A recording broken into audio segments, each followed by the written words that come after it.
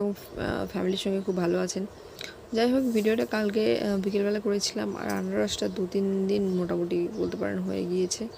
তো একটা ভুল আমি করেছি, সেটা হচ্ছে যে আনারসটা আনার সাথে সাথে না একটা জায়গায় রেখেছিলাম, তার উপর একটু চাপ পড়ে গিয়েছে। তো ভাবলাম যে এটা উপরের অংশটা ছুরি দিয়েই কাটি, কিন্তু আনারসের ভিতর থেকে যে জলটা বেরোচ্ছে না, ওটাতে পিচ্ছিল হয়ে গিয়েছে আমার হাত। খুব স্লিপ হচ্ছিল, ভয় হচ্ছিল যে হাতটা না কেটে যায়। সেই কারণে বটি দিয়ে আবার চেষ্টা করলাম। বটিতে ভালো ধার নেই, দেখে বুঝতে পারছেন, চেপে চেপে মানে কাটতে হচ্ছে। একদমই ধার নেই, ছোট্ট একটা বটি। বেশিরভাগ কাজই ছুরি দিয়েই করতে হয়। আর রইল আর কি বটিটার কথা, মানে এটা অপশনাল বলতে পারেন।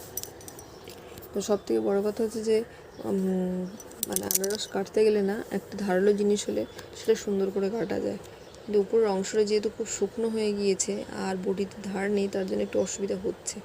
তো এখানে দেখুন,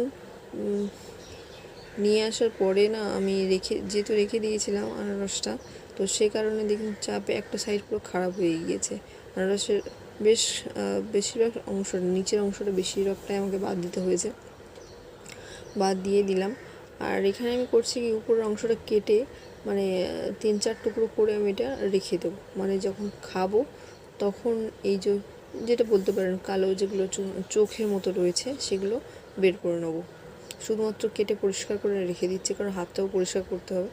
যাই হোক, তো মাঝখানের অংশগুলো যখন কাটছি না, তখন মনে হচ্ছে যে যেদিন নিয়ে এসেছি সেদিন কাটলেই ভালো হতো, তাহলে এতটা খারাপ হতো না। দেখুন, আগের অংশটা কাটলাম, অতটা বাদ চলে গেল, এইটাও যাবে। আর আনারসের হয় কি, যত বড়ই আনারস হোক না কেন, মানে উপরের অংশটা কেটে মাঝখানের অংশ কেটে বাদ দিয়ে আবার নিচের অংশ যদি কেটে বাদ যায়, বেশি থাকে না।